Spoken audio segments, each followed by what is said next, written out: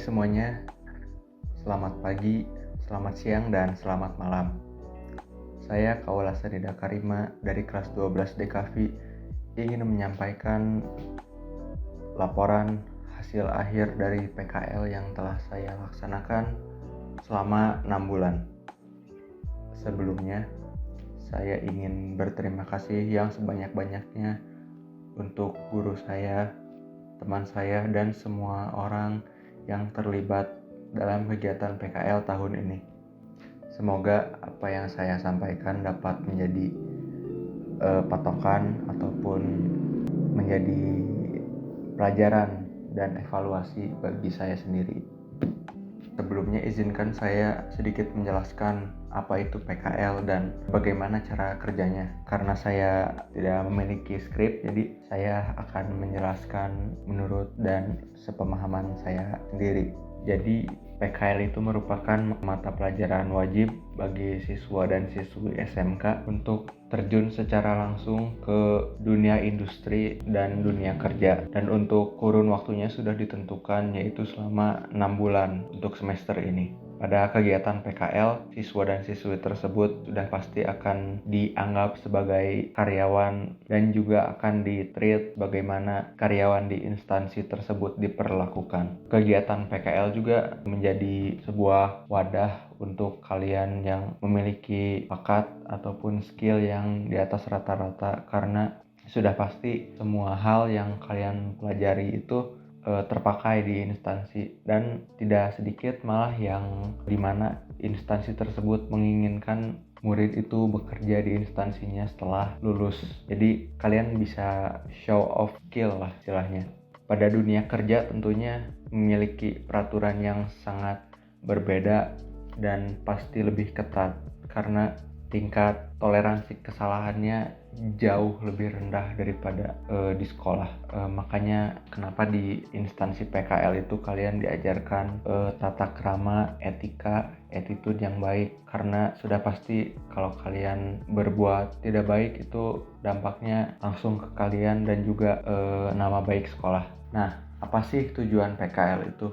Yang pertama, tentu saja dari segi pengalaman akan jauh berbeda daripada di sekolah, dan disitulah kita dilatih untuk beradaptasi dengan lingkungan, dengan orang baru di instansi PKL kalian, khususnya untuk yang di luar kota.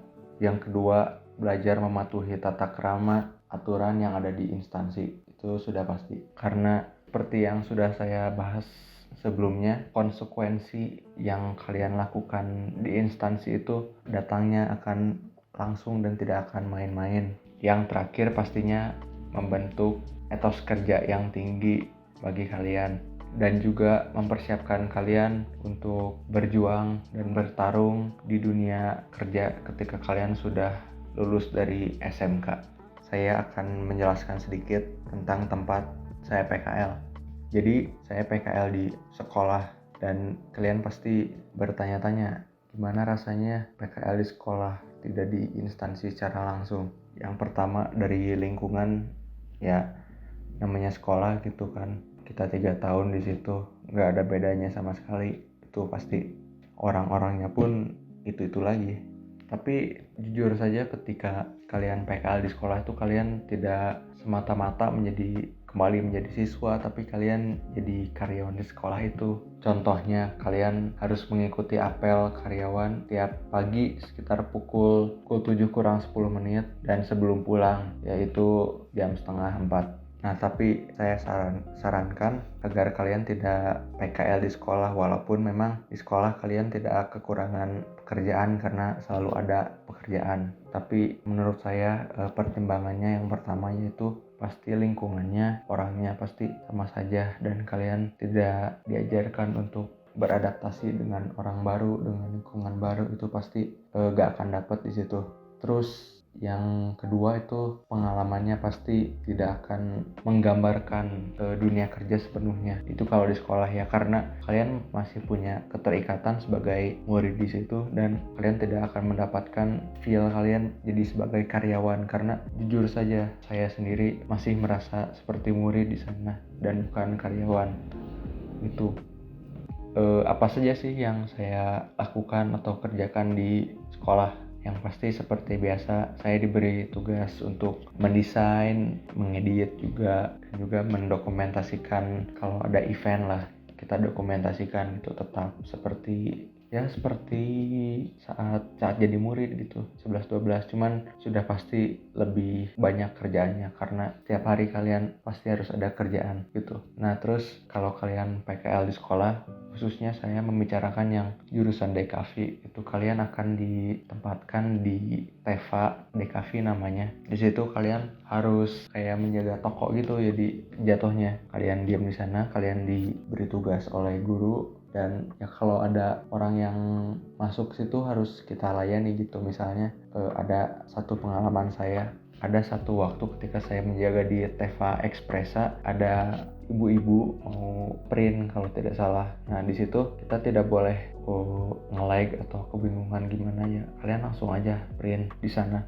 Jadi ya pada intinya baiknya menurut saya kalian tetap melaksanakan PKL di instansi di luar sekolah gitu, karena sudah pasti dari suasana, lingkungan, orang, dan pengalamannya sudah pasti jauh berbeda daripada di sekolah gitu. Dan juga jangan memaksakan diri seperti ingin PKL di tempat yang jauh. Memang mungkin kita pengen yang jauh, pengen pengalaman yang lebih berbeda gitu, tapi harus lihat kapasitas kita sendiri juga. Karena contohnya saya, jadi kalian tidak usah memaksakan ingin PKL di tempat yang jauh kalau kalian belum siap secara mentalnya. Karena berkaca dari saya sendiri, jadi ya intinya sesuaikan dengan kapasitas kalian sendiri gitu. Harus jadi perhitungan kalian itu, pertama PKL-nya lebih lama daripada tahun-tahun kemarin, karena tahun kemarin itu hanya sekitar 3,5 bulan, sekarang menjadi 2 kali lipat lebih lama, jadi 6 bulan. Nah jadi perhitungannya di situ. Ya kalau dibilang enak atau nggak enak PKL di sekolah sih, itu balik lagi ke orangnya ya, karena keadaan memaksa kita untuk PKL di sekolah, ya terima nggak terima, mau suka nggak suka gitu. Saya pribadi tidak terlalu merasa keberatan lah untuk PKL di sekolah, karena ya sudah, mungkin memang harus sudah begini dari sananya. Tapi pastinya kalian akan tetap mendapat pekerjaan yang banyak juga. Jadi tidak ada bedanya. Kalau kalian di instansi dan di sekolah pasti sama-sama pekerjaannya banyak. Itu. Nah, sekarang saatnya kalian menyaksikan hasil wawancara saya dengan pembimbing saya, Eva.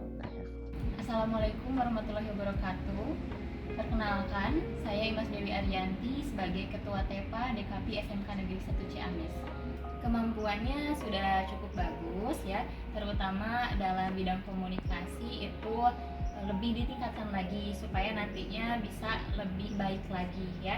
Karena kita kan dihadapkannya langsung dunia kerja itu tidak hanya dengan atasan saja ya, terutama di bidang desain grafis pasti ada yang namanya antara kesepakatan desainer sama klien. Jadi supaya lebih ditingkatkan lagi, terus untuk kedisiplinannya juga harus lebih ditingkatkan lagi supaya mentalnya lebih terasah lagi. Untuk kesiapan dan kematangan, apakah saya sudah siap untuk terjun langsung di dunia kerja, itu kembali lagi ke diri sendiri ya. Kalau misalkan kita bisa dan mampu dan yakin untuk menghadapi itu, pasti insya Allah semuanya berjalan dengan lancar. Jadi terutama ditanamkan dulu dalam diri sendiri, kita bisa, kita yakin bisa mengerjakan, insya Allah kedepannya juga siap. Pesannya untuk Ananda Kaula, semoga nanti kedepannya bisa lebih baik lagi, bisa lebih memantapkan diri sendiri supaya kualitasnya lebih meningkat lagi. Semangat terus! Nilai-nilai positif yang saya dapatkan itu yang pasti dari decision making, harus karena saya mendapatkan konsekuensi yang instan gitu, jadi kedepannya harus lebih konservatif lagi, harus memikirkan jangka panjang, tidak boleh gurung gusuh lah istilahnya gitu. Dan juga pelajaran yang saya dapat yaitu tidak semua orang itu share the same thought about PKL. Mungkin bagi beberapa orang PKL hanya untuk ingin merasakan pengalaman menjadi karyawan, tapi ada juga yang sangat sangat ambisius gitu untuk membuat nama. Jadi ya jangan disamakan lah semua orang gitu.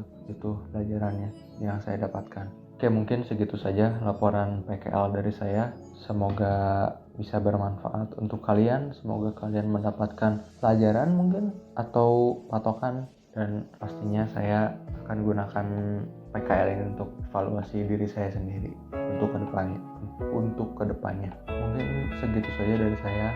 Terima kasih semuanya. Wassalamualaikum warahmatullahi wabarakatuh.